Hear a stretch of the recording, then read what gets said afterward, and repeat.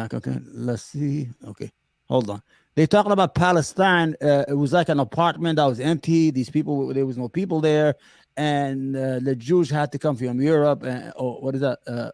From Europe, and just take it because the Palestinians were not doing anything with this land.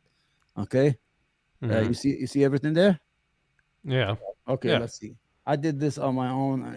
See how you can see the screen is ugly. Okay, this is them. Where are you?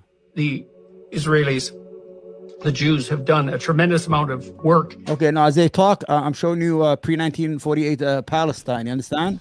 Hmm. So to fuck their conversation up to show they're lying, and this piece of shit is a fucking grifter. Look what he's talking about. In improving this territory. And I know there's a Yeah, principle with of ownership trillions of dollars in in our Western taxpayer culture. subsidies going to Israel that Yeah, these fucking corrupt ass yeah, politicians funnel into that but listen shithole. to this. This is the prime minister of Israel. He's going to be the prime minister soon. Listen what they said. And it was so hurtful. It was so fucking this asshole here who pretends to be this thinker, this great thinker of the 21st century. All of a sudden, he forgets everything. He doesn't know anything about history. This is Palestine pre 1948. It looks like fucking New York City. It looks like some neighborhoods in New York right now. Common law and English Yeah. common law. And I'm not a lawyer, so I may muck this up to some degree, but I understand the principle. If you own territory, a vast swath of land, and you're doing nothing to it, and someone comes and squats on it and spends a lot of time improving it, So let's say like if you have a land and you're not doing nothing with, I that doesn't exist, bro. you see these I'm people. assuming he's lying. See how they dress? Do they look like the fucking Apache Indians run around naked with buffaloes? Like they say, No. no, these people. This is fucking Palestine. It's been modernized since This the is what happens Crusades. when hawkish countries, get Yeah. involved in places they shouldn't be in. Civilization's flourishing. We've seen this with the Mossadegh government. We've seen this obviously with Palestine, with Iraq. Civilization is Yeah. flourishing. Yeah, they're catching up with the industrialized world, but they're getting there. No, but these And then, guys say once they spot a resource, everything turns into a shithole. Once they get in there and okay, fucking but bomb shit. no, Yeah. okay. I want you to listen to the idea. They're trying to say in this at some conversation. point they actually develop a valid Yeah, legal claim to the property itself. And so What? there seems to be something intrinsic to our notion of valid ownership that if you're going to occupy a territory, you actually have to do something with it that's productive. It's okay to occupy And it. so that's at least part of the claim you're making at the moment, to buttress the notion that the Jewish people have a valid claim to the present territory. Well, Oh, come on, man. I'll finish. I want to hear what this guy say, but I don't know. The Israeli nothing with it. Arabs came and conquered it and immediately lost it to others and did nothing with it. The others did nothing with it. So it was basically, they took over my apartment. His apartment. A long time ago. Yeah. The guys who took over, who basically kicked me out, were kicked out themselves. The apartment was left barren, and many decades, in this case centuries later, I come back to this barren mess, this ruin, and I build it up back, and I not only improve it, I not only make my ownership based on improvement, but then nobody else did anything with it.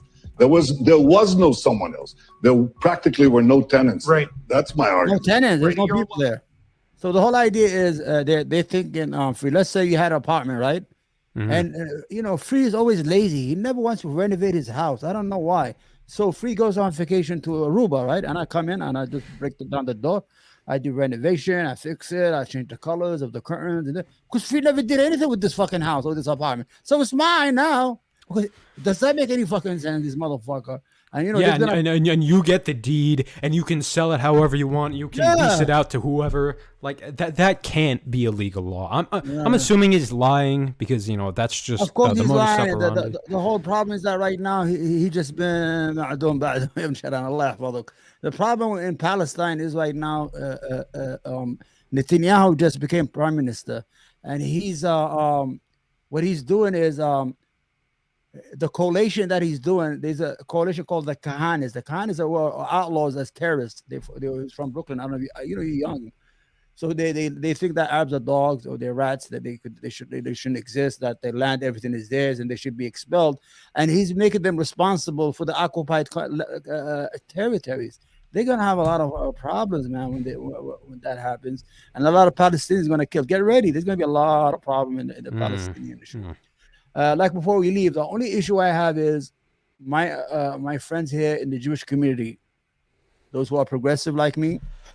I need you to be progressive on everything, even Palestine.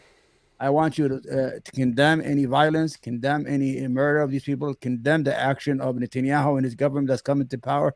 Because if you want me to share the same interest with you here, you have to share my interests overseas, and we have to talk truth to power to all people, not just Palestinians. Wherever we see people are wronged or being Venezuela, they being wrong, they want to steal their wealth. All these countries, Cuba, 60-year fucking Yeah. embargo. Why? Because they're communists. No, but we're doing trillions of dollars in business with China. What the fuck are you talking about? Who's the communist? Come on. Yeah, and yeah, I don't know if you know this history, but the CIA, in the UN, well, okay, the CIA and the UN are two distinct entities, but the CIA actively, and there's intelligence on this, propped up the Khmer Rouge and the LPR, and not only that, but the U.S. and the UN voted to keep the Khmer Rouge's, UN seat in that legislative council. So, talking about communists, it's really less about, communist, socialist. It's just about whoever serves our interests, Yeah, but Cuba is not doing nothing. Cuba, I think, is one of the. I'm going to say this. I think is the best country in South America education-wise. Yeah. They have more doctors per capita than we have fucking plumbers here in the United States. Their literacy rate is 99.9%. They are very educated people, and they managed to do that with all the embargoes and the sanctions we have for 60 years. We have been depriving them of things that they need to become a modern state. If you compare them to their neighbors with all the wealth, like all the other countries in South America, with all the drugs, you don't have that in Cuba. You have a very educated class of people. I think it's time to let that shit go. Let these people live. We already accepted the idea that not every country should be a democracy. It was just a front. This democracy thing only works if a country has resources. We want to give them democracy. Iraq, they need democracy. Those Iraqi people, and then we destroy the whole country to go steal oil. Venezuela, the largest research of oil in the world on this territory. They need fucking democracy. We gotta give democracy. Fuck you and your democracy, man. So leave these people alone, man. The best way to beget democracy is just to stay out of it. Stay out of it, all. Like we're liars. I will tell you why we're liars. Because remember the Arab Spring? We had the Arab Spring in 2011. Yeah. All the students demonstrated, and they toppled all these leaders peacefully, like these dictators in Egypt and Tunis, all these countries. And they never got support from fucking Obama, that fucking piece of shit. They just left them out to dry. And every country that toppled the state, they elected, they had elections. Within 3 years, the deep state came back and just toppled everybody, and I think at the behest of the United States, because they would not be, especially these Arab countries, they would not do nothing about the United States. So this democracy shit has always been a fucking ruse to get us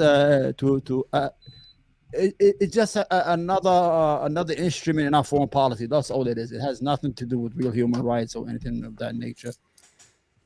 I could tell you what happened in Myanmar. Myanmar, Burma, they were killing those Rohingya Muslims. They were fucking raping the women, burning down the villages. As soon nobody said anything, and they was using Facebook to do it. And the United States never said anything until they had a civil war when they overthrew that lady that won the Nobel Peace Prize.